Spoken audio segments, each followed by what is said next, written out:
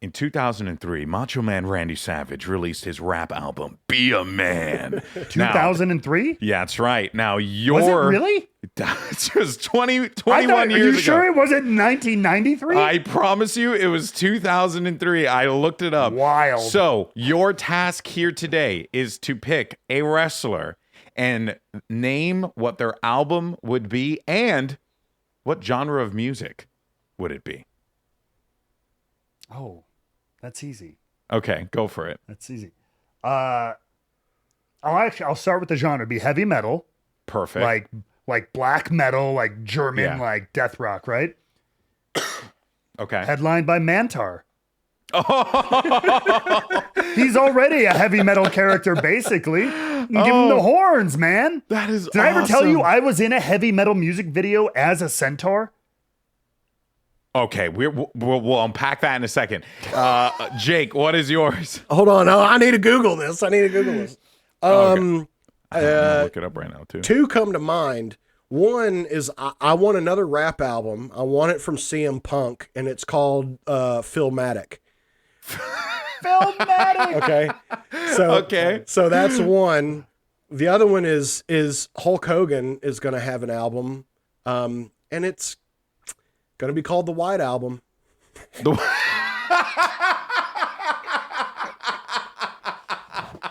Dead. I'm not even gonna bother. That's it. We're starting the show.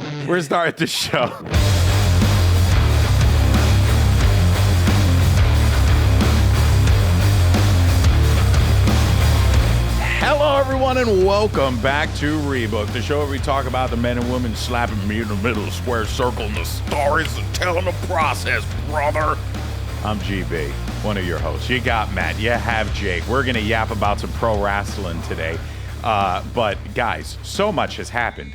It's like we really set ourselves up for failure as a podcast to recap all the things in professional wrestling. And it just feels like every weekend we get just way too much. Banger after banger. Banger after banger. After banger. But yeah, you guys want to jump right into it? Because we got a lot to talk about. There's so much to talk about. We have to. Let's just do this. But before we do that, though, we want to let you guys know, make sure you like and subscribe. You follow us and check us out across all the podcast platforms and social media platforms and all other garbage. Rebook Pod, wherever you socialize with the internet, which, by the way, just you shouldn't. It's dangerous out there. Be careful. Socialize wisely. All right. So first things first, we got to talk about, what the hell has happened this week, because a lot has happened this week. On Monday Night Raw, we got Sheamus and Big Bronson Reed going into a program together, getting a little blood feud. They'll settle that Monday Night Raw. Sonya Deville, Zoe Stark, and Shayna Baszler are in a new faction together. That is actually exciting. And then in AEW, Christian Cage and the Patriarchy cut a massive, nasty promo. Very nasty promo. It was great. On the Bang Bang Gang, basically saying that they have done absolutely nothing with the trios titles and they're hot trash and they want to take those titles and elevate them to another level. And on top of that, Christian Cage planted his flag by interfering in the match between Jay White and Hangman Adam Page on Collision. It was an excellent match, by the way. Definitely check that out. And then on NXT Heatwave, which was I'm just going to say, did you guys get a chance to see it? You guys... Yep. I would say it was actually better than Money in the Bank, which was great. Because Money in the Bank was bad. I thought Money in the Bank was phenomenal. Yeah. But it felt nice to see the NXT pay-per-view pop off again, the way that it did in the black and gold era, when it was like putting on and now you got WWE putting on like 5-star pay-per-views or PLEs, and you got Heatwave or NXT rather that's matching them, blow for blow. That just is awesome. And then in TNA world, Charlie Dempsey and the No Quarter Catch crew showed up on Impact in the Impact Zone, which, by the way, I don't know, I got to fit an Impact Zone reference into VCT yesterday. Yeah, because a streamer showed up yesterday. And I was like, oh my goodness, Shanks is in the Impact Zone. And one person caught it. And tweeted me, and they were like, you get it. Hey, You're a we'll real take one. Fellas, anything that caught your eye from some of our headlines? There was obviously like way more. Too much to dive into. We'll get into more of it. For me, just the big thing was after what felt like, especially like we talked about going into Forbidden Door, AEW stories felt disjointed or just kind of like we talked about. It's kind of like setting up just like these kind of random exhibition matches for Forbidden Door, which is what it's about. But like narratively, it didn't feel like there was a lot of movement on things. This week between both Dynamite and Collision, I'm like, there was some really cool, fun moves forward on the narrative front for multiple people and stories and starting new ones and continuing old ones.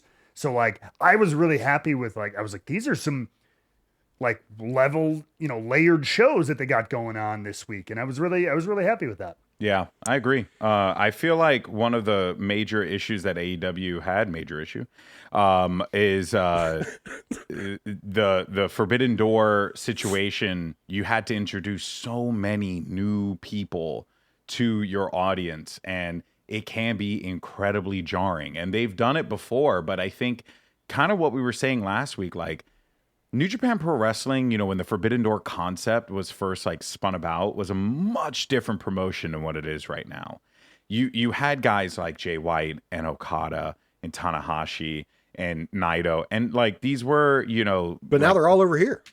Yeah. Now half of them are signed here to AEW. I know. Exactly. So it's like you've lost the luster a little bit on the Forbidden Door concept. For now, I would just like to see it maybe be a, give it a break. Give it a year off. I don't think you need to treat go it back like to the Forbidden Door Olympics again. Like every 2 years at the most. Yeah, and I stand by the fact that it really should become more of like a Survivor Series type of event, a competition of company Night of prowess type thing. Yeah, you know what I mean, and not a this is a part of the AEW story structure, right? Yeah. Jake, what about you? Anything that caught your eye this week outside of the big stuff? I have to thank the DMD. Britt Baker, for calling out what I called out months ago. Which was? Mercedes having that fucking chant in her theme. Yeah. Yes, she did. Thank you so much. I love Britt Baker. She's great. She to me is like AEW's Becky Lynch. I think she's tremendous. She's great on the mic. She's likable even when she's a heel. I think she's fantastic. I'm so happy to see her back. B, that she's healthy, that she's doing well. Phenomenal shape. All that shit that she's in great shape. And man, it's just all that stuff. Going through all that stuff behind the scenes, man. I'm so glad she's okay. Her and Adam seem to have the worst damn luck with that kind of stuff. It seems. I am immediately interested in that feud because of her. I love her coming back and just not pulling any punches with Mercedes and being like, "Hey, I know you were big in 2 other places, but I'm the DMD. This is my house." And I really enjoyed that promo with her the other night. And thank you, Britt, for calling out the chants in the damn theme. I know. It was really refreshing to see her back. I didn't realize how much. And what a pop she got at Forbidden Door when she came back too, man. Everybody, she's universally loved in AEW. And I think this is going to be the first time she gets to do a legit a face run with this, revitalized persona, because when she started in AEW she was a face, but she was still figuring it out, and she was very open and public about that, so it wasn't necessarily catching on immediately, and it wasn't until she shifted over to the true Britsburg DMD personality that she really started to find her footing. And then obviously the incredible match with Thunder Rosa, the lights out match that I think honestly just made her undoubtedly was certainly a step in that direction. And I do think it's going to be an excellent feud. I like how the TBS Championship has kind of become this like shoot your shot kind of belt rather than it being something beholden to the wins and loss record of AEW. And the more I've thought about it, the more because I know they brought it back, but I'm actually kind of down if AEW sunset the wins and loss record thing moving forward and just put the emphasis on wins and losses and make that matter week to week rather than like formulating a like a record book of it. Yeah, an actual leaderboard of it. And I only say that because I think that they're sometimes kind of hamstrung by it in some ways. That's the tough part. Like, and I applaud them for the concept. Same. Because like it gives you a feeling of something WWE very much doesn't do, which it gives you that a little bit more of a sport feel, right? Yeah. Like actual power rankings based on your success in this sport. Because again, we talk about wrestling, even in AEW, even on the indies, whatever. We're kind of presenting a show about a sports league. It's kind of you know what I mean?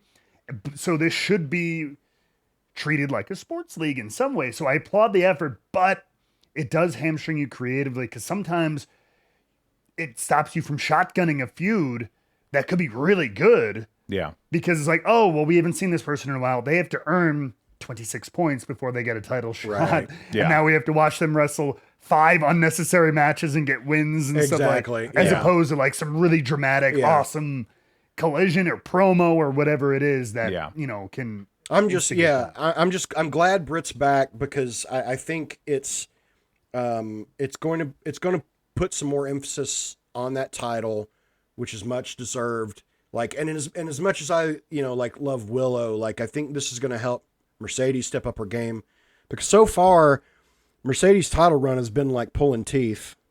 Yeah. Yeah. Oh no! I don't know if I'm okay with it. I am offended. I am, but like also proud of you. You know what I mean? Like that. What a feeling that I've just had. Yeah. It's called shame. I guess so. I guess it is shame. Wow, it's unreal. Yeah. There's I totally agree with that. We'll see what happens with the TBS title. That's a money match, though. It is. All in. It is a money match. That match. What? That's what you put in Wembley. Like it's that good. A Monet match. Yeah, Money. You have to Monet stop. Match. Sorry, You have to stop. This needs to end. So at some point. I did want to touch real fast on the NXT situation. So I have been watching more NXT as of late. Because some of the matches have been unreal, and I just want to give a quick shout out because I actually didn't write it down, and I always mess up her name. So yeah, our NXT North American Women's Champion Kalani Jordan and Sol Ruka put on a banger of a match for that title. And I want to just say the way that people were like, oh, they were just doing the gymnastics routine or, oh, look at them trying to act like Will Ospreay. I'm like, you know what? A, that doesn't matter. B, they were inspired. There's a generation of wrestlers that are inspired by what guys like AJ Styles did in Japan, what guys like, even quicker dudes in the older days, like Ricky the Dragon Steamboat, Rey Mysterio, Eddie Guerrero, right? Like these legendary quick wrestlers that were able to do these awesome sequences. They were inspired by these wrestlers, and you could see it in that match. And it was so brilliant, and I really enjoyed it. Definitely go out of your way to watch that match. Yeah, and if you're criticizing that match because of that, because they're doing the exact same type of shit that your Ospreys and your Ricochets and your whatever do, buddy, those true colors look good on you. Yeah. That's all I'm going to say. But you know what? The other thing that's annoying about it is that, like, it's not even... Like, they're also mad that they're doing that kind of style in NXT, which was another thing that I was seeing. Which I'm like... That's nothing about this is bad. Like, Wrestling's wrestling. Just let it fucking be. Like, goddamn. That's what's so frustrating. Like, yeah, I don't get it. It's not like you can do whatever you want within the confines of wrestling. Like, it doesn't have to be, well, you can only do this kind over in AEW. You can only do this kind over in WWE. You can only do this kind in NXT, like, this kind of TNA. Yeah, you miss me with that bullshit, man. Wrestling's wrestling.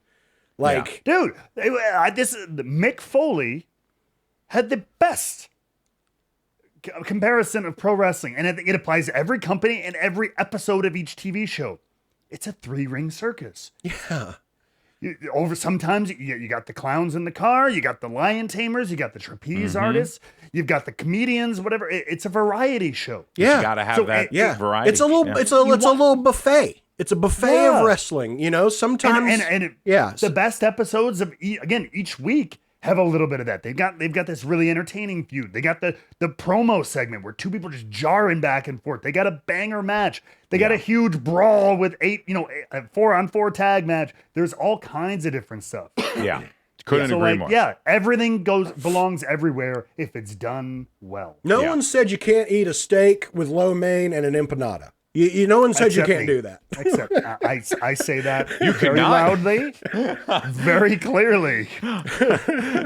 But yeah, I go out of your way. NXT Heatwave was incredible, and the main event was awesome. I legitimately, I remember watching the main event, and I was like, because I was watching the show, and like the undercard was really killing it, and the crowd was really into it, and everything like that. From again, all those matches. To Obafemi, that guy's insane. Dude, and Wesley too. Again, phenomenal. You know, Obafemi's a shot put collegiate champion, right? No, did not know that. Yes, he won a conference championship 2 years in shot put. Do you know Which where? One's shot put again? What's shot put? Is that the ball? The ball? Okay, you got to throw the ball around. I believe that. Sure. I mean, look at that, man. He's insane. But he turned Wesley into a shot. Yeah. Yeah. Do you know where he attended? Oh, God. I'm guessing it's Alabama. It's Alabama, baby. Yes, sir. Damn it. Everything always goes back to fucking Alabama. Add another title to the bookcase, baby. Add another one to the shelf. Alabama's got the NXT North American Championship. That's right. Yep. You love to see it. Way to go, Alabama. Roll Tide, Oba.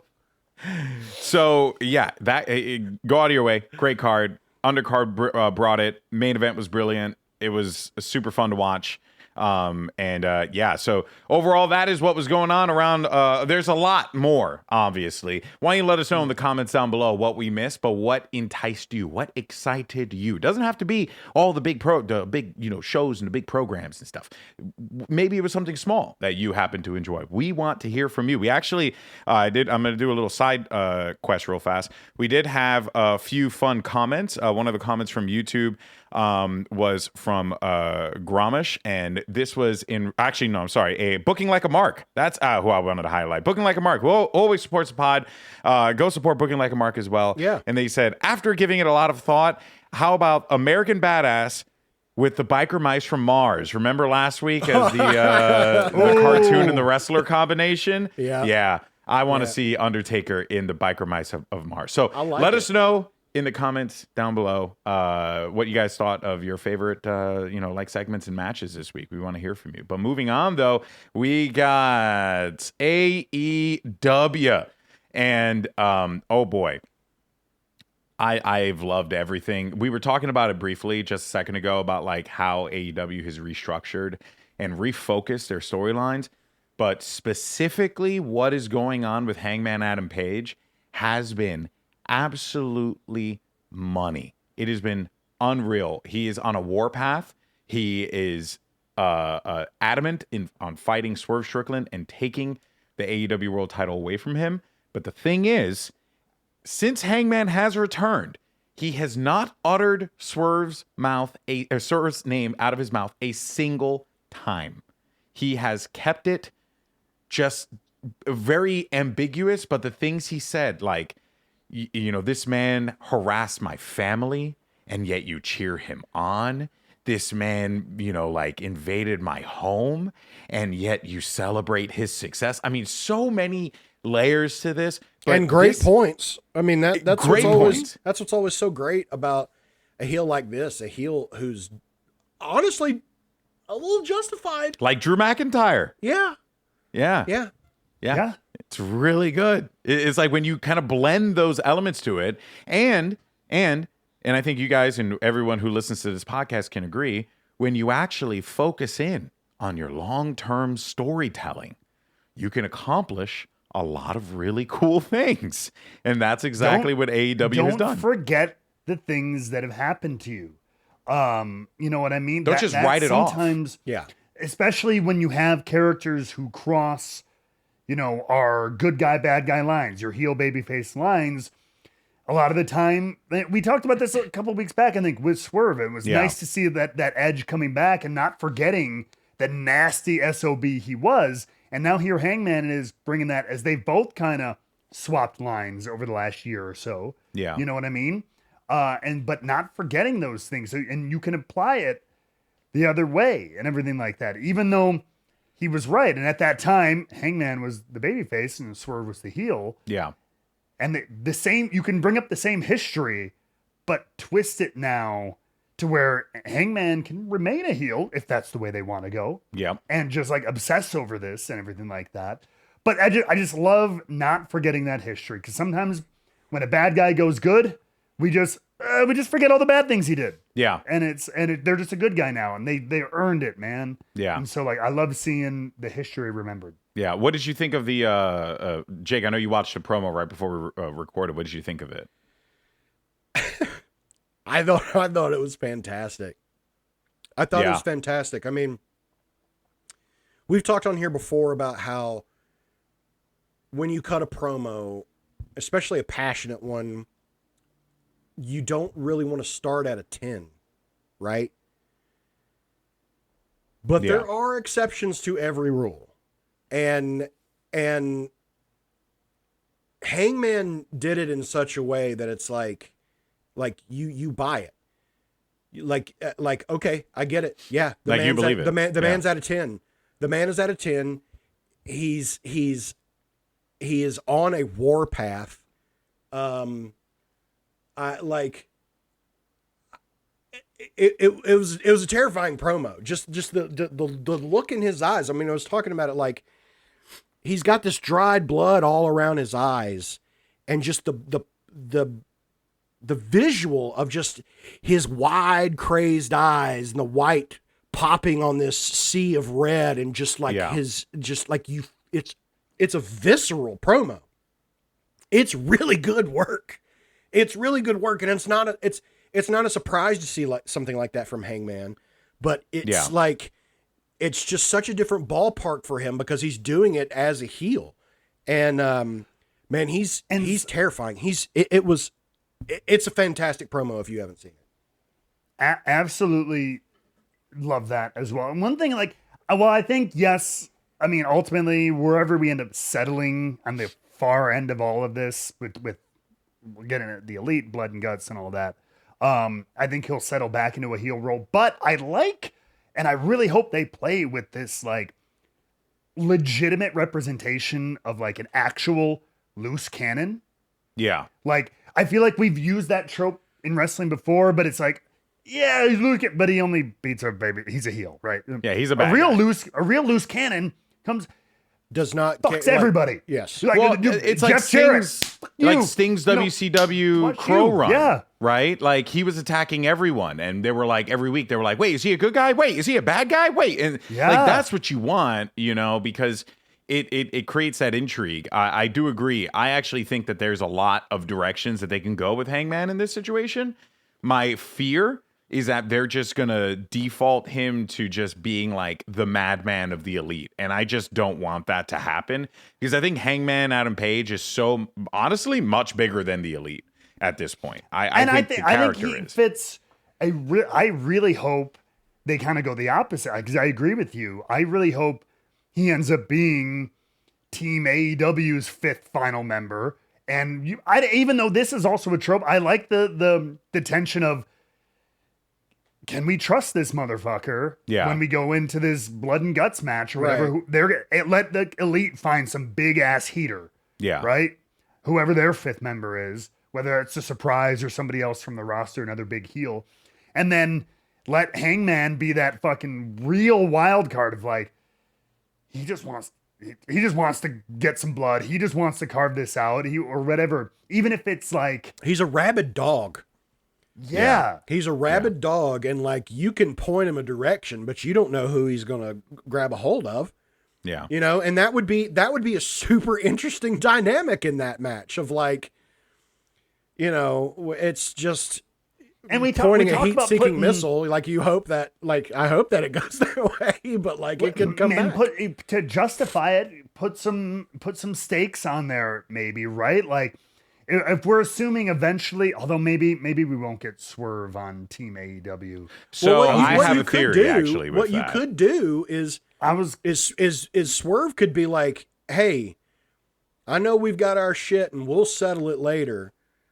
We need you on Team AEW, and if you can hold it together, I'll give you another shot. I was kind of going in that exact direction. Yeah, like like if you're turn that rage in our direction and we win this fucking war, yeah, you get a title shot. yeah. Like I love it when stakes are put on there, like as opposed to just like, come on, man, and he for some reason agrees because there's so many times where it's like there's no reason this character should agree to work with so and so. Right. There's no reason they would agree to this match or whatever. Yeah. So I like those little external factors. And I just story. I don't know. I just see like him in that. I just see him in that ring, staring at Swerve as he inflicts punishment on whoever his target is at the time, because he's feeding that. He's fueling that rage.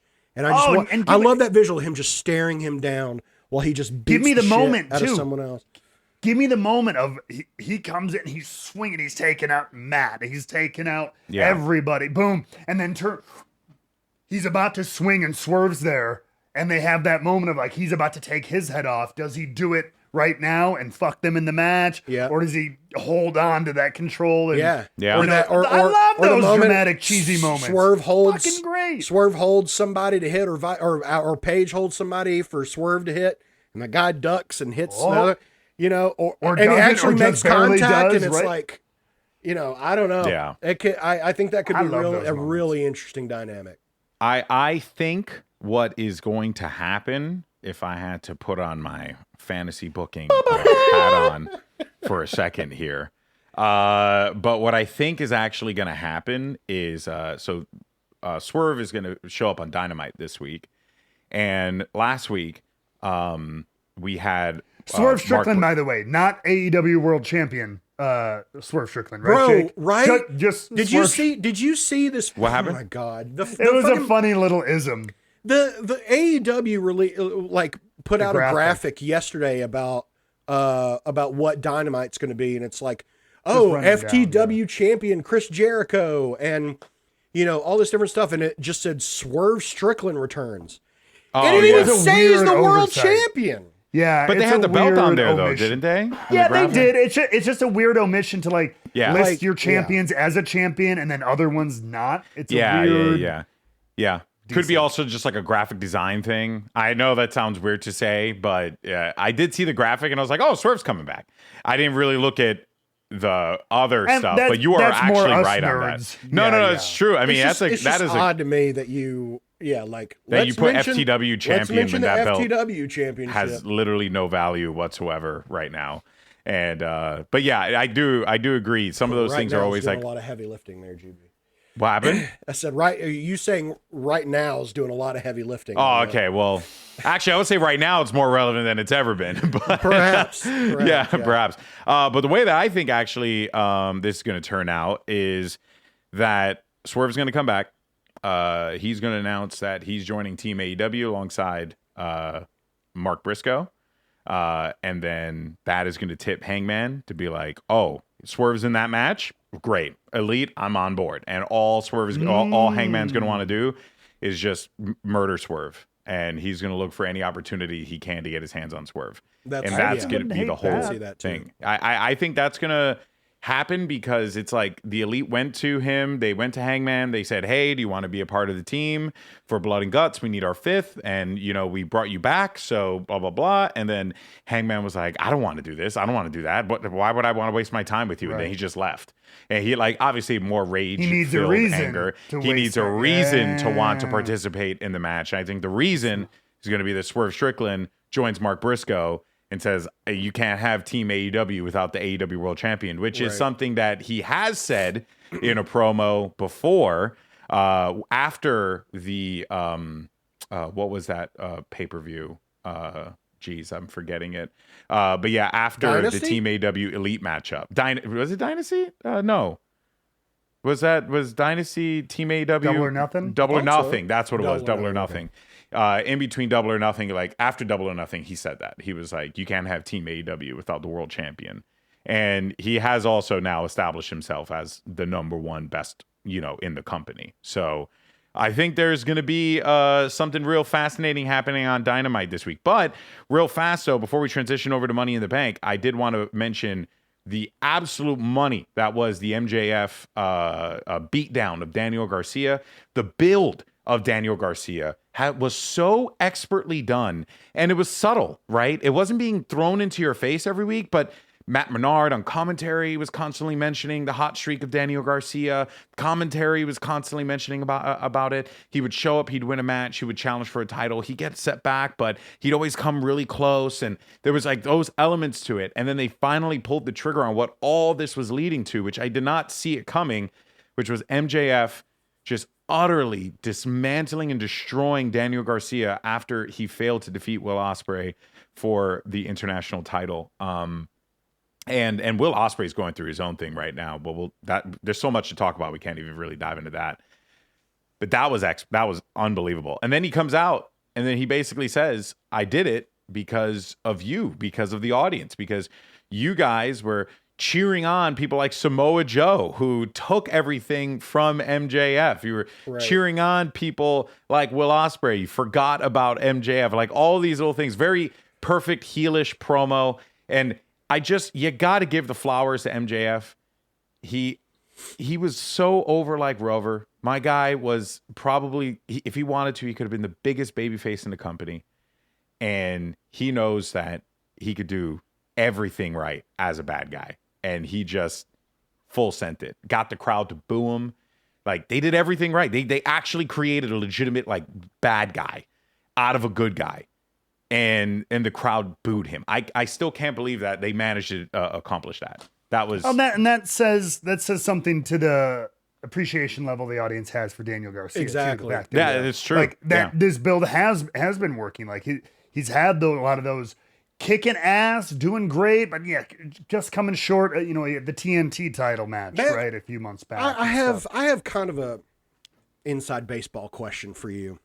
Kind of based on the match between Ospreay and Garcia. When you are crafting your match, you're in the back working on here's how let's do this, and you're pitching ideas. At what point do you say, this is where I'm going to hump your head if you're Daniel Garcia? How far in do you pitch that idea? Yeah. I mean, look. Sometimes you just got to be like. Sometimes you call things on the fly. I get it. I get it. You know what I mean? Sometimes you're just feeling it in the moment. Yep. Other times you just go, brother. I mean, you know what my deal is, right? Because you've seen the show. Because you're going to feel my deal on the temple of your forehead. Yeah, kind of. Yeah, I can't. I've got to do it. I can't not do it in this match. So let's find a place to do it. So yeah, little. I think Ospreay should have beaten him down after that, honestly. But knowing a little bit of it probably was Will's idea. Sure. Yeah. Because Will's a cheeky fucker like that. Yeah. And the one thing I was going to say, though, about that, it's a small thing. It's a me thing. I don't think 90% of people care. I don't know what the alternative would be. So it's kind of a poor critique in that sense. But so shortly after especially given it was Ospreay who had a exact mirrored situation with Don Callis versus Swerve, to have the guy on the outside, hey, use this weapon. No, I don't want to use that weapon. I'm going to be, and then maybe lose in part because of that. They literally did that a few days earlier. What the hell did that sick bastard expect him to do with a screwdriver anyway? I mean, clearly repairs air conditioner service, and something like that. If so, come over to my place. But yeah, so it's just like, again, maybe there was other way. It's super a simple thing. I agree. But I wish they could have done something a little bit, especially considering it was Will Ospreay. Like it was in that exact match. And then yeah. You're so right. I didn't even think about that. I think Don needs to like actually get, like, if he had actually like held Garcia's leg or something, or done something, like actually involved himself in the match instead of like just present, and then Ospreay goes to him and is like, cut that shit out. I think I was gonna say, you know what I would have, if you're gonna, especially with Ospreay being there, and again, this is such a small point, but I like hammering some of these small things home. Have a replay, have MJF hand him the ring. Ospreay is seeing it, and instead of taking Daniel Garcia's head off or whatever, he turns him around. You're gonna do that shit? Yeah. I had the same thing happen to me. No. You want to do this like a man, or you want to take his way out? Yeah. And then Garcia goes, toss back. All right, fine. And they go back into some. Yeah. And then you give MJF even more reason to hate Will Ospreay. You're gonna listen to that, motherfucker? Yeah. And not me, a guy who's a world champion. And it gives him even more reason to kick him in the nuts. Because in addition to already wanting to do it for the reasons he stated, now you just you listen to him instead of me. Fuck you. Well, what was even better was also MJF saying, like, look, Daniel Garcia was just collateral damage in this situation. And I like that, because that is obviously going to come back around, in some way, shape, or form. This is finally going to be the feud that I think makes and establishes the Daniel Garcia character as a kind of a focal point of AEW programming. So I'm excited. I'm pumped for Daniel Garcia. He has been unreal each and every week. His promos have been great. You believe everything. Matt Menard dropped a god tier promo as well. Daddy Magic dropped an incredible promo when MJF assaulted Daniel Garcia. And it was like, dude, these guys, they're nailing this stuff. So that angle has been really good. AEW has been cooking. There have been some weak parts, though, I will, gladly admit. But one thing that we're starting to see more and more is that development of the trios division. Starting to really make more teams, more trios that are like contending for that. I'm really hoping that we end up with a trios tournament at some point in time. I think that would pop off, like a tournament to crown the number one contender. My only hesitation, I think like you would have to get some fantastic.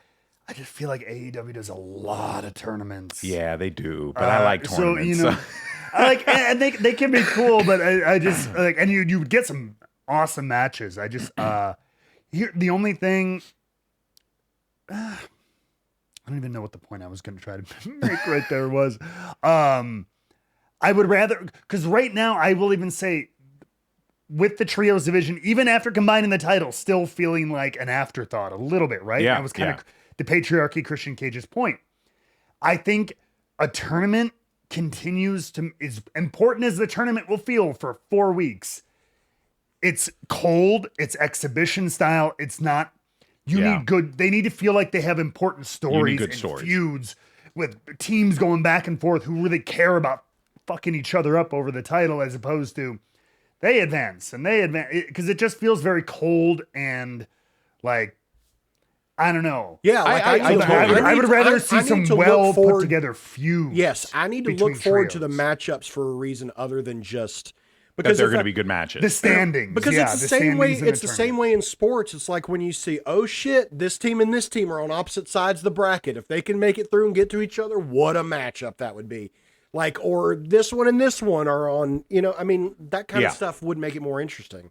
Yeah. And I think that this is a good start with the patriarchy and the Bang Bang Gang, which I always get hesitant, or like I turn an eye when I see heel versus heel because it's. Nah, I think they're Jay White and Bang Bang Gang going face. They're a little. I think they are. I think they are too. Yeah. But like it's, we're not quite there yet. Yeah, we are not there yet.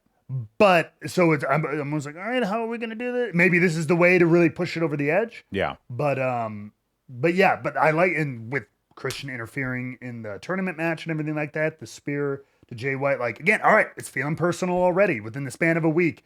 We've kicked it off. It's feeling personal. It's feeling gritty.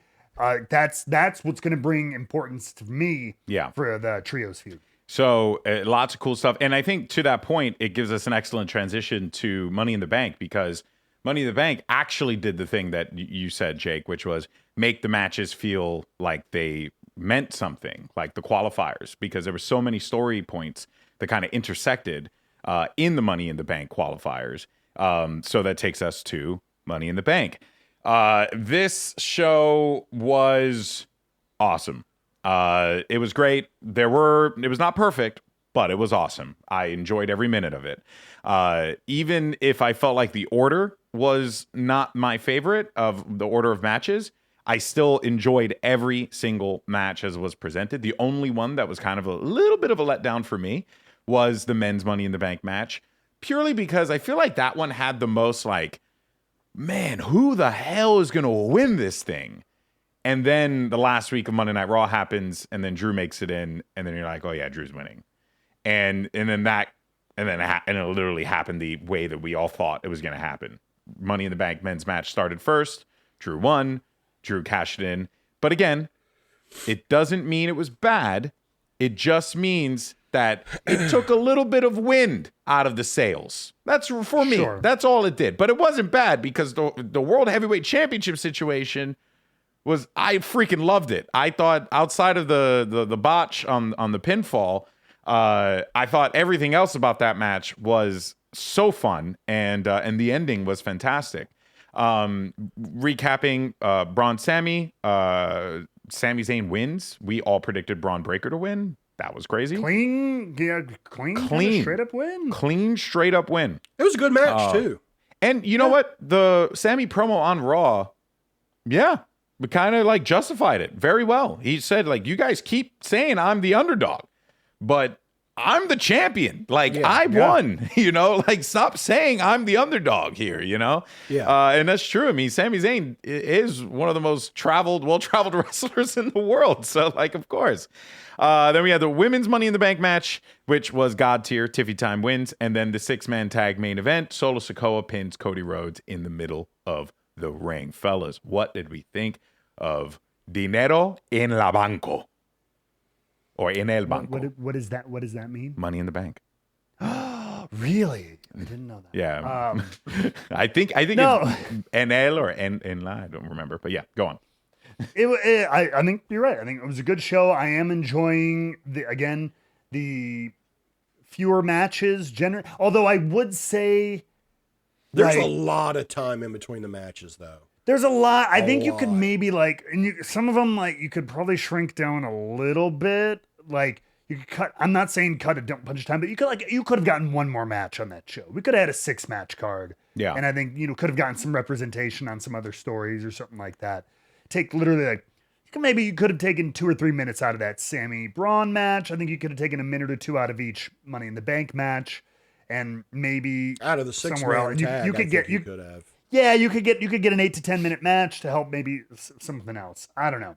Yeah. But yeah, I'm trying to think about how I feel about the big thing for me. The big story movement was Drew Punk.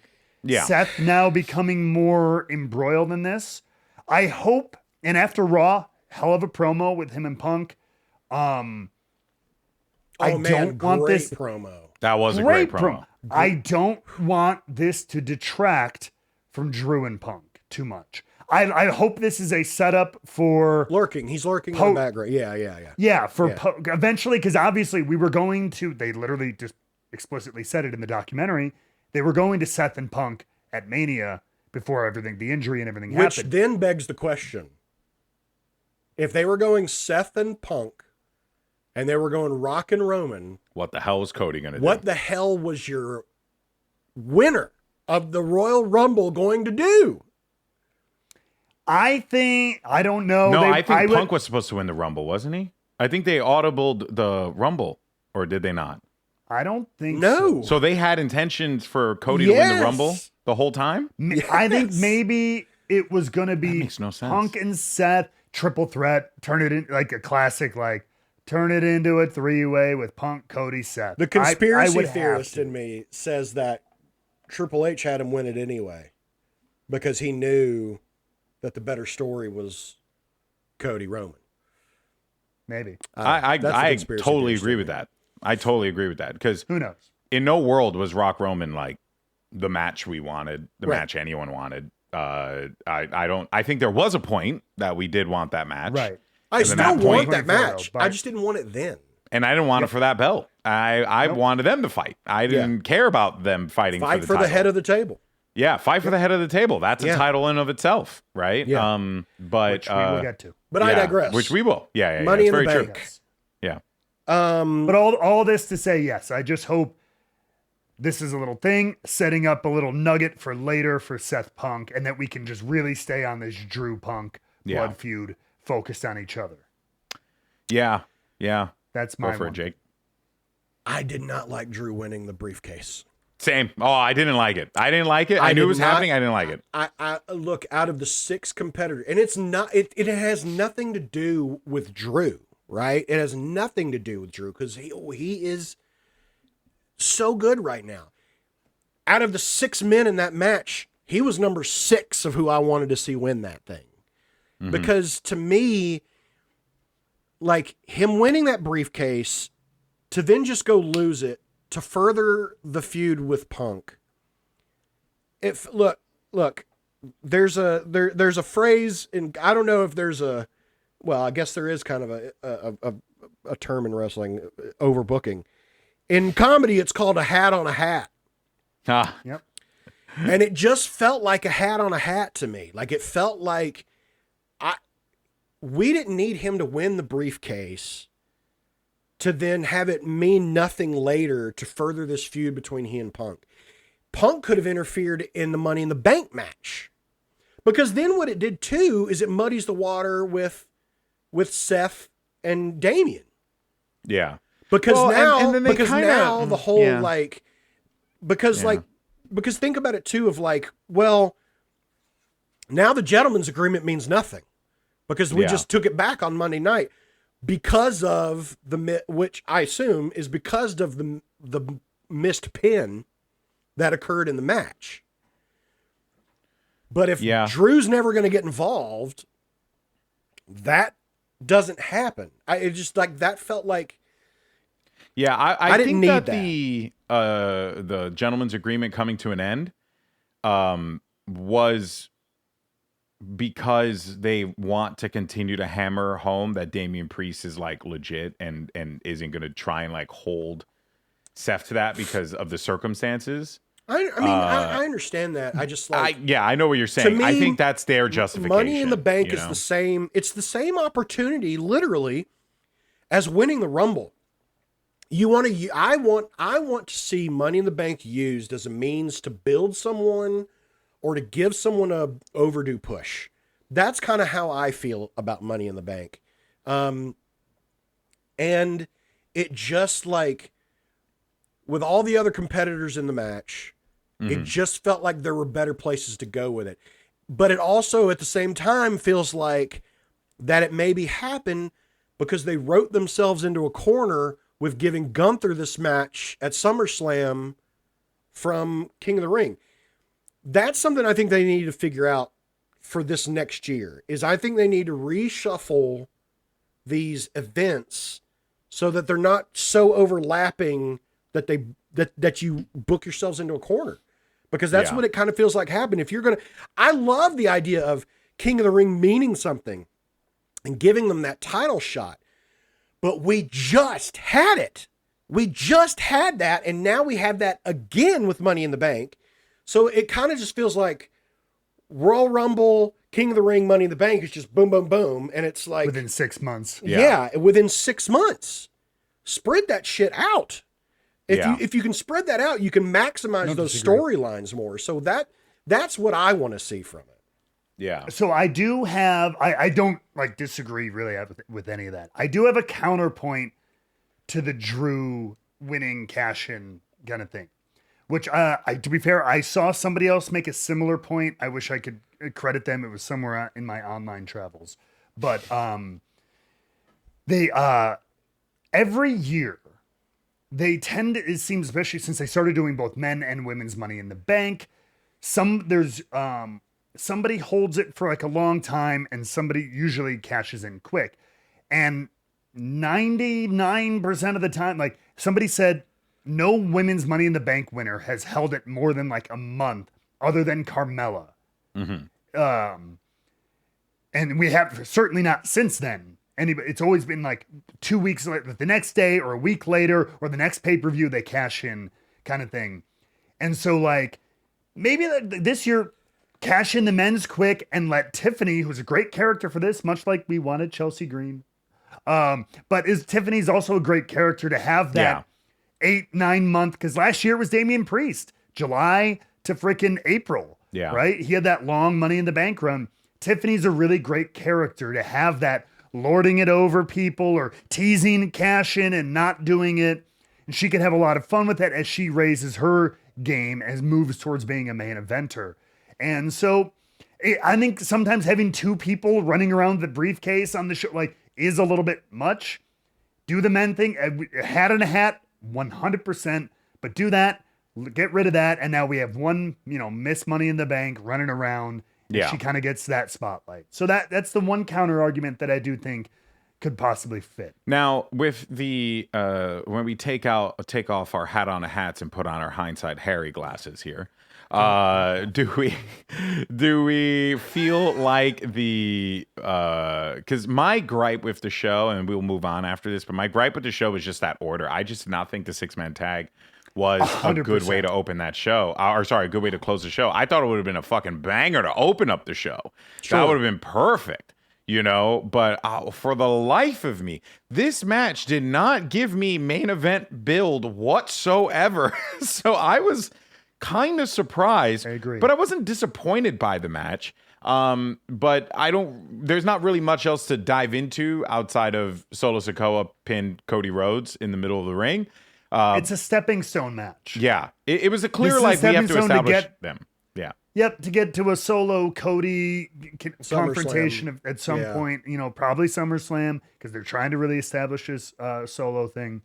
So a stepping stone match in the feud should be, in my opinion, should be a stepping stone match on the pay-per-view. Yeah. Put that in the middle of the show. Yeah. It'll get people, because it's almost like a great middle ground match, because it's main event talent. It's all Randy Orton's out there, Kevin Owens, Cody Rhodes. So people will be interested, but it's in between your big firework matches of your end with that women's Money in the Bank. Start with the men's Money in the Bank. Yeah, it would have been a great way. It's like not having a Royal Rumble match main event the Royal Rumble. Yeah. It just was odd. They've done that a lot. They have done that. They have done that, and it's weird. Annoying. Yeah. Yeah. I feel the same way about Money in the Bank. I'm like, the Money in the Bank match, the women's Money in the Bank match should have closed the show. Plain and 100%. simple. Shot of Tiffany Stratton holding the belt, fireworks going off, crowd going crazy. That was your money moment. But that was the best women's Money in the Bank match. Oh, hands down. Ever. Yeah. Real good. It was match of the night. It's not even close to me. Not even close. It was unbelievable. Everyone had their moment. Everyone was a competitor. There were some of the most insane bumps I've ever seen. I can't believe Zoe Stark is walking. Yeah. I mean, it seems like every year they draw straws in the back to see who do we try to kill this year. Right? Like usually Kevin Owens draws that, or Sammy draws that, or Ricochet. Or Ricochet, and this year it was Zoe, and man. Yeah. My 24/7 champion of the week might be her adamantium skeleton, because God It's gotta be. And they use that as justification for this new stable on Monday Night Raw, where Zoe Stark attacked Io Sky and was like, you cost me this match. You cost me my opportunity. It was like that right there. Way to go. Way to link those things together. Yeah, totally agree. Money in the Bank was great though. Fun pay-per-view, oddly paced, but overall very fun. Worth if you haven't checked it out, but you probably did. So let's move on though, quickly to Monday Night Raw, because a lot has happened there as well. First things first, Wyatt 6. We had another video segment pop up again. This time around, though, it was right at the end of the match between Jey Uso and Chad Gable, which I want to say as a quick aside, at first I was having a problem with the fact that Monday Night Raw didn't have a lot of matches in a 3-hour show. But then I went back and I thought about the matches and the results. And the matches were all definitive. Like Chad Gable got pinned in the middle of the ring by Jey Uso. Bronson Reed got a clean win on Pete Dunne. Like Rey Mysterio, lost clean to Dominic, right? Just got pinned. Well, it was a mixed tag match. Not clean, but Dom pinned his dad in the middle of the ring, right? I think there were some other matches too. And then pinned Liv in the middle of that ring. Yeah. So I like that they are doing these matches that are using their big stars and they're having definitive results. And these aren't like swervy necessarily finishes. I mean, I think you could say this is like the Chad Gable one definitely was, right? But I really like the way that they paced Monday Night Raw. It was a brilliant show. And they've been knocking it out of the park each and every week. So that leads to the Wyatt 6 segment where they showed up again. They dropped the VHS tape. Another great moment. Crowd was popped. It was awesome. And then they show the tape. And overall, I thought that the message of like introducing the rest of the Wyatt 6 and, all that stuff was really good. And then you see Bo Dallas, a.k.a. Nobody, a.k.a. Uncle Howdy, in Adam Pearce's office. And that was not what I thought was going to happen. I did not see that coming. Not mad about it, but I did not see that coming. Matt, what did you think of the Wyatt 6 stuff? I mean, again, the visual presentation, everything with Nikki Cross looks fucking awesome in the lighting that they have her in, and the costume and the mask is crazy, like dude. That shit's giving me nightmares. I almost was getting mad at Michael Cole and Pat, but they did eventually shut up. Yeah. Because sometimes in those moments, the greatest commentary in the world is not as good as silence. But I will give them a pass because they have been involved in this story. So you got to say a little something. I get like, oh God, are we going to get another tape here? And like that. But like, there were a couple of like, oh my God, this again. And I'm like, just shut the fuck up and stare terrified. Right. But it was fine. The tape itself, I was not a fan of. Oh, okay. Only, and if anything, it's because it was fine. And up until this point, I think they had done better than fine. And they had done really good. This felt more like Wrasslin promo than unique storytelling. We started getting, and I love Taylor, but we started getting more of the cliches like, I'm a laughing bad guy and you've forgotten us. And the kind of cliche kind of performance. And it was wrestling here. I'm kind of, going through the characters. You forgot them and you abandoned them and we're going to show you. It just felt a little bit more 101 and cliche. And I thought they could have made it a little bit more of a genuine, real performance and like real, I don't know, like it just felt like you were just looking for something movie more. Guy now. It was like, man, you know what's scarier? A guy who's not cackling and laughing. That I've seen that guy in every cheesy fucking B horror movie ever. It was the guy who's either just being real or like weeping or something. I don't know, like that first one with Taylor telling the real story of losing Wyndham.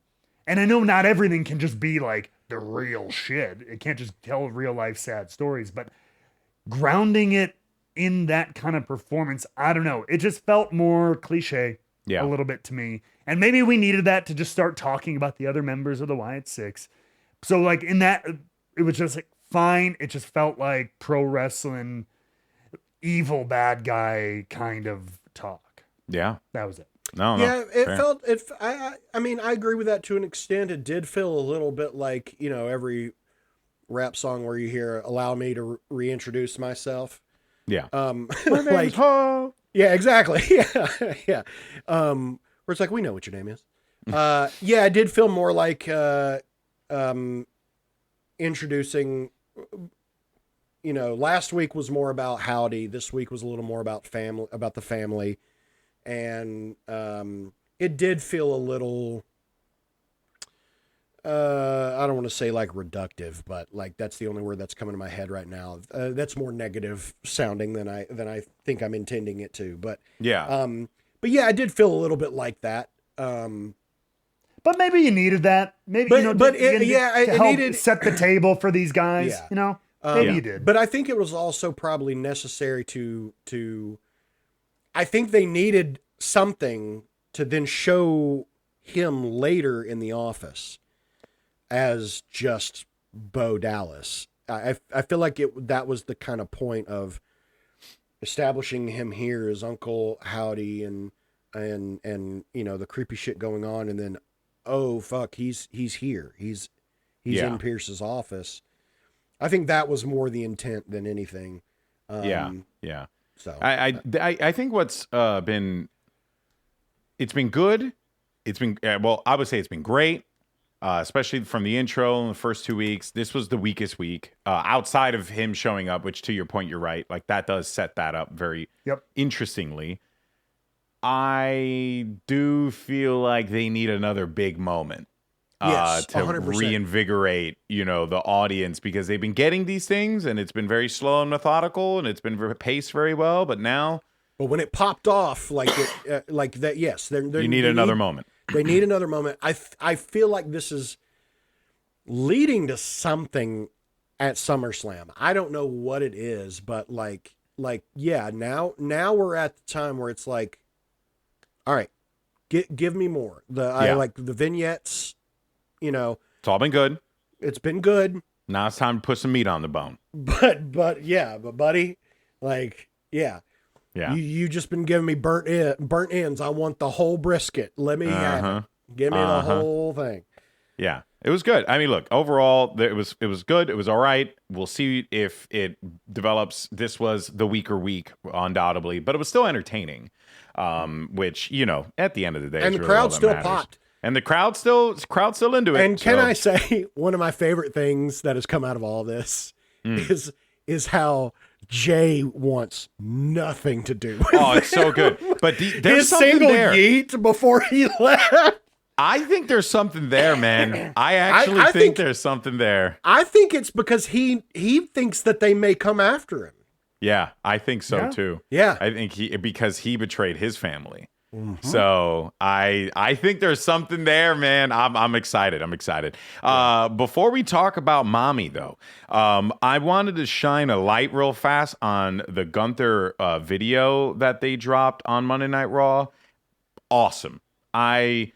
Gunther's singular mission of just bringing prestige back to professional wrestling, because he feels like he's the only one who can do it. And he's doing WWE a favor, not him. He literally said in the video, I did not need to come here. I came here because I saw that there was an opportunity to continue to dominate the world of professional wrestling. And I fucking loved it. I'm ready for the ring general. I'm ready. I ready. think I genuinely feel like Gunther needs to win, but I also wouldn't be mad if Damian Priest wins. I wouldn't be mad, but man, it's just the title run has felt so weird, man. All the Drew stuff and the CM Punk stuff, and then Gunther being in the picture, and then Rollins showing up, and then the missed botch pin. It's like this is a cursed title reign, man. It's another reason that I was bothered by Drew winning Money in the Bank, is that through his whole title reign, Damian Priest has never felt like the main character in his own story. No, but I think that is intentional to an extent. I Maybe, want to believe but it is. I want to believe it is. I don't know. It just feels If like it is, it seems like a bad intention. it just feels like it's fair. weakened him. Honestly, Yeah. like Outside of maybe the first defense with Jay, Yeah. that was more of a straight up kind of thing, right? Yeah. But it's like they've been doing everything that they can to establish Damian Priest as like, a main eventer, and he's great. He really is. It's just But they've made it's him his look first title reign, strong though. everywhere except in the matches. Yeah. Like that's what it feels like. Because I love the moment of him when Seth comes back and him going to Seth and saying, "I'm giving you a title shot." That's great. That's something a badass champion does. Of like, hey, you want it? Come get it. That's great. I love that. Yeah. But like, it just feels like the world champion is not the main character in his own story. And that frustrates me for him, and it frustrates me for the title. Yeah. Yeah, no, I agree. It's Because both he and that title deserve more. that's why I think Gunther's going to win a SummerSlam. I think he's just going to take it to SummerSlam. But if he does win, Damian Priest, as a Puerto Rican, I'm not going to be mad about that. Sure. But, we'll see what happens as it serves the story. But let's go ahead and move on to what we all knew was going to happen. Ladies and gentlemen, boys and girls, children of all ages, Mommy is back. Mommy's home. And we knew that it was going to be some crazy moment where Liv was doing something in the ring and Mommy was going to... I didn't think it would be this soon. I didn't think it was going to be this soon. I thought the exact same thing. It actually popped me when she came back. I was like, no way. Yeah. Because I was like, no, there's so much left. Like but then I was like, Yeah. oh yeah, I thought we'd get at SummerSlam's least in 2-3 more 4 weeks. weeks. Yeah. Yeah, right. So like when I thought about that, I was like, oh well, shit, yeah, I guess she had to come. But like, yeah, I just felt like there was a lot teased that we specifically him, but there was a lot teased that we never got to. Yeah. That I think there's still more. There's got to be still more, guys. Come on. There's still We more. know. I think we in know. some way, I think Finn and Liv. I think there's something going on. There's something there, man. There's something there. It has to be. Yeah. It has to be. I think we're about to see the demise of Judgment Day. I really think the bell tolls for the. But you know what? Day. That's okay. Because 100%. Judgment Day, the fact that Judgment Day even lasted this long to begin with is impressive in of itself. Because let's not forget that this started off as an Edge faction that was supposed to be like some freaking next telling of like the Undertaker / Wyatt family. Yeah. That was supposed to be some supernatural gimmick. Ended up falling apart. Finn Balor joins the team. Then Finn Balor manages to convince everyone to betray. And then Finn Balor Finn Balor lost the match. Then he like somehow takes over, and then they turn on Edge for some reason, and then Edge is gone, and then and all that because they needed another babyface on the show, and they couldn't sacrifice someone, so Edge was a great an option. It's like kind of wild that Judgment Day has lasted as long as it has. Yeah, a little bit, and been as impactful as they have. It speaks a lot. It speaks a lot to the people involved too. It's built 5, 6 really. 7 really good characters. It's built Damian Priest, Dominic Mysterio, JD McDonough. You got Finn Balor, who's now getting, like kind of revitalized in this situation. Rhea Ripley, who she was champion, and she kind of had a very similar Damian Priest-esque run with her first championship reign, where it was like, it wasn't really hitting the way that people thought it was going to go, right? Then on top of that, you also establish guys like R-Truth in this whole situation. It's very impressive. Liv Morgan got a boost up because of the Judgment Day faction existing. But now you have like more factions in Monday Night Raw that need that space, right? You got the Final Testament with Karrion Kross, New Damage Control. You got the new Sonya Deville faction. You got Oh my gosh, I'm drawing a blank on these guys, but Gable and the Diamond Mine? well, we got Alpha Academy 2.0. Yeah, potentially. And then of course Wyatt 6, which is a big faction. So it's like you're going to have a ton of faction warfare. So you might want to clear the space clear the air a little bit. But yeah, this is going to be an awesome build to SummerSlam. I'm really excited for it. I think it's going to be a great show. So we're getting close to the end of the show. So let's go ahead and do everyone's favorite segment, the 24/7 Champion of the Week for Rebooked. You guys have yours? Because I can go first. 'Cause I have mine. Yeah, go ahead. I'm gonna go ahead and give mine to start, just Okay. because it's kind of related to what we just talked about. Love it. My 24/7 champion of the week is Carlito. Yeah, Carlito was amazing. Carlito in Judgment Day has been such a welcome surprise. Surprisingly fun. I thought it felt shoehorned at first. I did but it's too, been but fun. now it feels to me it's as enjoyable as when R-Truth was in. Yeah. Like Carlito's great. His line last night, I don't know, it looks pretty hard to me. Yeah, that shit sent me, dude. I was like, he did not just say that on national television. That popped me so hard. I laughed so hard. He's Carlito is great. But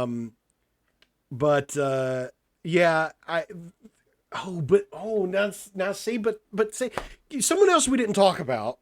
Huh?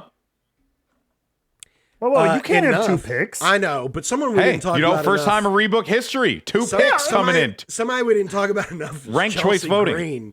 Chelsea Green, my queen. Yeah, Chelsea Green's incredible. No one has ever made a table spot look like it was comfortable. Like it looks like she just fell into pillow. Like that was the most perfect table spot when she just fell into those and it looked like, but she was great. I wanted her to win the briefcase so bad.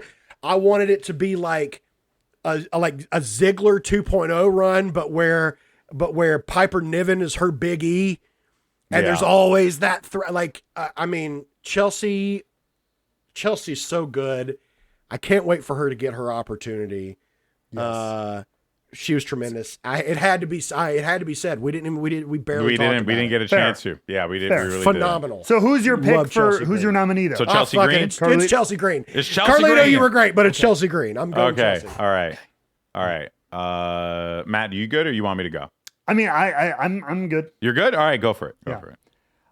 So my choice for the Rebooked 24/7 Champion League brings me back a little bit actually to the early days of the show when we were before this was even a thing, and I looked at GB and I said, let's call it the 24/7 Champion of the Week. Because my pick is the internet, who picked up on The Rock's constant, apparently, talking about how he kind of invented everything or came up with every idea for the story with him and Cody coming out of that documentary that dropped last week. The memes have been incredible. The memes have been outstanding. Yeah. Tier 1 memes. Go to your favorite, wrestling social media account that just kind of covers stuff. I guarantee they have 1 or 10. The LeBron-esque lying that took place just made it sound like every step along the way is like, I picked up the phone and I called Ari Emanuel, or I called Hunter and I said, man, I'll be heel. And it was like, there's about 40 people making all these decisions. Let's not pretend it was like, I said, I'm gonna be there heel. was a little bit of feeling of that. It was kind of funny. I haven't watched the documentary yet, but I have seen all the memes, and the memes they are brilliant. They are fantastic. So my choice is to the wrestling internet community for proliferating for the Rock meme. The Rock meme. For the Rock meme. The Rock meme is that's essentially okay. So we have Chelsea Green. We have the Rock meme. Mine is an interesting one because it's very subtle, but if you saw it, you'd know. My Rebook 24/7 champion nomination is Sami Zayn's luck, because if you watched the Intercontinental Championship match, there was a moment where Sami Zayn did a flip off of the barricade, and Braun Breaker caught him. And his head was 2 inches from hitting the ground. Right. Straight up. Forgot about that. Straight up. And he got caught. And the whole crowd recognized that a really bad thing could have happened. But because Braun Breaker is the son of a genetic freak. Okay. Or, well, actually, the nephew of a genetic freak. There it is. He manages to catch Sami Zayn. So my 24/7 champion of the week is the luck of Sami Zayn. Man. And along those lines, last night on Raw, when Braun spearing Sami caught me so off guard because he was so fast. Yeah. Yeah. I mean, it happened so quickly. I had to rewind. I was like, wait. Yeah. He What just the turned hell around just and then shot at him like a bullet. Bro, it was so fast. His speed is terrifying. It is absolutely terrifying. Yeah. That his dude speed, his strength. That dude is a freak and he's not normal. Yeah, and he as a future world champion one day. We're just gonna call it what it is, man, because that man is boy, Braun Breaker, unreal. So yeah, damn, we have some great options this week, but you know what? I kind of want to give it to the Rock meme. But I kind of do too. Yeah, it's like Chelsea Green and the Rock meme are like right there for me. I'm gonna do the Rock meme. I think Rock meme because you see, that's right. We came up with this. All right, we are oh man, yeah, amazing memes online, amazing stuff across the board, amazing week of pro wrestling. So much more to come. Week. Yeah, this week, tonight when we're recording this, but it releases tomorrow, we have NXT. We're going to see what happens with Ethan Page. It should be very exciting. So by the time you guys are listening to this, we should already know what's going on. So feel free to join the Discords where we can talk about it over there. We have Dynamite. That's going to be really exciting. We also have Impact on Thursdays for YouTube. But when's it come out for TNA Plus? I always forget because I know I thought it was... Oh, it's Thursday, right? I thought it was... It's Thursday. Yeah, I think it's the same day. Okay, so it's the same day. Okay, so Thursdays for TNA Plus and YouTube subscribers for TNA. Definitely check that out. And then, of course, SmackDown. No pay-per-views this week, guys. I know, right? We are free. We're free. Oh, I can't believe it. It's been a run. A week from today, gentlemen, is the early access date for EA Sports College Just Football. End the show. Just end the show. Oh, my God. Just end the fucking show. I can't wait. Put it into my veins. I'm so ready. Whether or not you guys want us to give Jake a whole 2 minutes to talk about EA Sports Baseball on the show next week. Baseball? You go to hell, you son of a bitch. It's college football. I'm so sorry. Whatever. Same difference. So long as if you guys want that, of shit. If you guys want Jake to do a review, a 2-minute review of college football on the podcast, let us know in the comments down below. But yeah, that's basically But one thing before we go, well, two things if you don't mind. One, I just did a discussion with our boy Joe Girardo, who was on X-Play. He's got a channel on YouTube called Wonder, WNDR. I just did a discussion with him about, he likes to talk about film, and I did a discussion with him about what the hell has happened to the state of rated R comedies and just comedies in general and film. It's an hour-long discussion. We talked about it. Nice. It was a lot of fun. I tweeted it out last night. Go check it out. It was a blast. Joe's my boy. Love him to death. So please go check that out.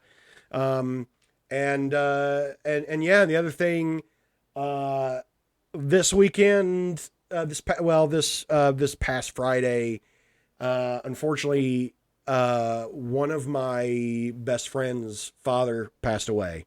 Sorry about that, man. Way too young, 62 years old. Frontotemporal dementia. And just wanted to tell your people you love them. Yeah. Tell your people you love them. That's all I can say. Let's quit focusing on all the negative shit and just be good to each other, man. Yeah. That's what Couldn't we agree need. more. Couldn't agree more, man. So yeah, shout out to that family, the Klauser family, who, I asked him the other day how he's doing. And he said, well, like my dad used to always say, I'm hanging in there like a hair in a biscuit. I respect that. So, yeah. Yeah. Anyway. No. Hey, man. Hug That's your right. people. Hug your people. Yeah.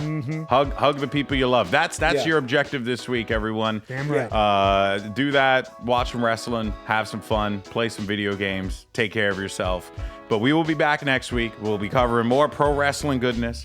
All the stuff. There's always going to be something to talk about. Make sure you join us on our Discord community. We have the links down in the description down below on YouTube, as well as for Spotify and Apple Podcasts if you happen to use those platforms to listen to the show. And that is going to do it for us this week. So like Jake said, make sure you find your loved ones, give them a hug, give them a kiss, and we will see you guys next week on Rebooked. Take care, everyone. Peace.